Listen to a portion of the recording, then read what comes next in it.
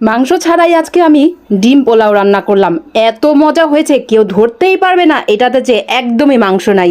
আর মাংস ছাড়াও কিন্তু মাঝে মধ্যে এভাবে খেতেও ভীষণ ভালো লাগে, একটু আনকমন টাইপের হয়।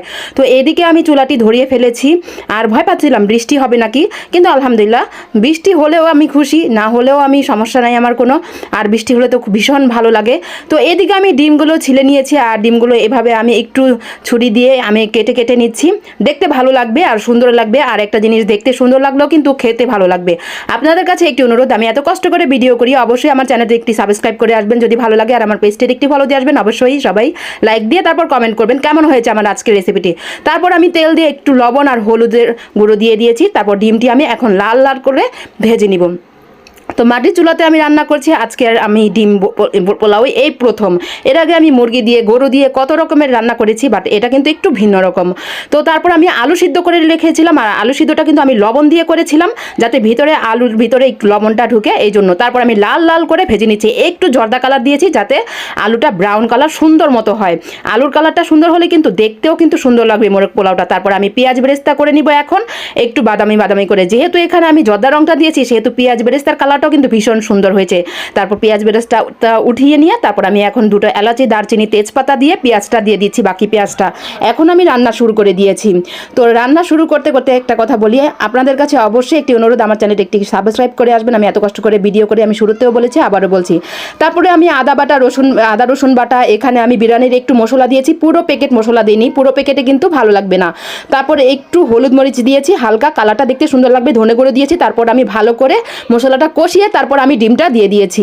ডিমটা দিয়ে এখন আমি একটু পানি দিব, বেশি পানি দেবো না, কারণ বেশি পানি দিলে কিন্তু ডিমটা ভেঙে যাওয়ার সম্ভাবনা আছে। তারপর ঢেকে দিয়েছি, ডিমটা এই তো হয়ে গেছে। এখন আমি ডিমটা উঠিয়ে ফেলবো। চাইলে একবার আপনারা এভাবে ট্রাই করতে পারবেন। মাঝে মধ্যে কিন্তু মাংস টাংস কিছু খেতে ভালো না লাগলে এভাবে ভিন্ন রকম ট্রাই করবেন। তারপর আমি পোলাওর চালটা ধুয়ে রেখেছিলাম, সেটা আমি দিয়ে দিয়েছি। তারপর ভালো করে ভাজা ভাজা করে নিব। একটু লবণ দিয়েছি, এটাতে লবণ তো অবশ্যই দিতে হবে, এটা তো জানেন আপনারা।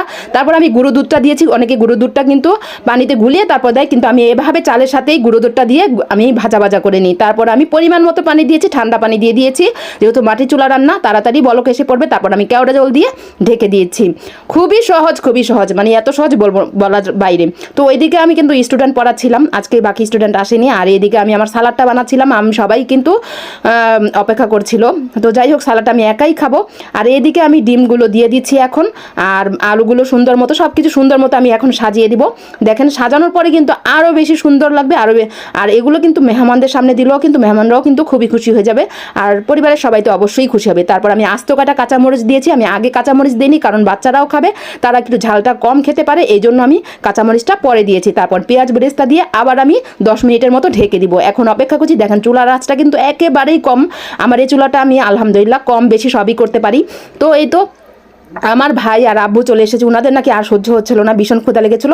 তো আমার ভাই এসে আমার আব্বুকে বেড়ে দিচ্ছিল, আর আমি ভিডিও করছিলাম। আমি বললাম যে আমি কিন্তু ভিডিও করব, আর আমি এইদিকে স্টুডেন্ট পড়াচ্ছি আর খাওয়া শুরু করে দিয়েছি। কেমন হয়েছে আজকের রেসিপিটি? খুবই সহজ আর তাড়াতাড়ি হয়ে যায়, ট্রাই করতে পারেন। আল্লাহ হাফেজ।